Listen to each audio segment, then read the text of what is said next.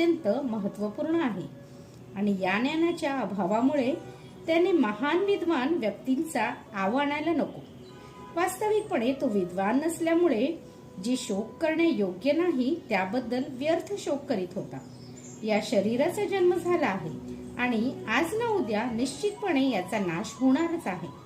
म्हणून आत्म्या इतके हे शरीर महत्त्वपूर्ण नाही हे जो जाणतो तोच खरा पंडित आहे आणि भौतिक शरीराची कोणतीही परिस्थिती त्याच्या शोकास कारणीभूत होत नाही. न त्वेवाहम जातु नासम न त्वम नेमे जनाधिपः न चैव न भविष्यामः सर्वे वयमतः परम. ज्या काळी मी, तू आणि हे सर्व राजे अस्तित्वात नव्हते असा काळ कधीही नव्हता आणि भविष्य काळात आपण अस्तित्वहीन होणार असेही नाही. तात्पर्य, वैयक्तिक कर्मानुसार आणि कर्मफलानुसार विविध अवस्थेमध्ये असणाऱ्या असंख्य जीवांचे पालन करता पुरुषोत्तम श्री भगवान आहेत असे कठोपनिषद आणि श्वेताश्वेताश्वर उपनिषदांमध्ये सांगण्यात आले आहे. तेच पुरुषोत्तम श्री भगवान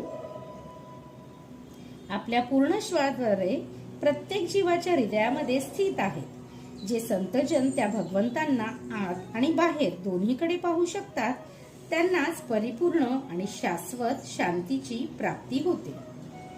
नित्यो नित्यानां चैतन्यं नानं एको बहुना यो विदधाति कामान तमात्मस्थं यनुपश्यन्ति धीरास्तेषां शांतिः शाश्वती नेत्रेषां. अर्जुनाला जे वैदिक सत्य सांगण्यात आले ते जगातील सर्व व्यक्तींनाही, विशेष करून ज्यांच्याकडे वास्तविकपणे अतिशय तोकडे ज्ञान आहे पण स्वतः विद्वान असलेला देखावा करतात, त्यांना सांगण्यात आले आहे. भगवान स्पष्टपणे सांगतात की ते स्वतः अर्जुन आणि युद्धभूमीवर जमलेले राजे या सर्वांचे शाश्वत वैयक्तिक अस्तित्व असते आणि बद्ध अथवा मुक्त या दोन्ही अवस्थांमधील सर्व जीवांचे भगवंत हेच नित्य पालन करता आहेत. पुरुषोत्तम श्री भगवान हे परमपुरुष आहेत आणि भगवंताचा नित्य सहचर अर्जुन व उपस्थित राजे हे सर्व शाश्वत जीवात्मा आहेत. भूतकाळात ते अस्तित्वात नव्हते असे नाही आणि ते शाश्वत नित्य व्यक्ती राहणार नाही असेही नाही. त्यांचे व्यक्तित्व भूतकाळात अस्तित्वात होतेच आणि हे व्यक्तित्व भविष्यकाळातही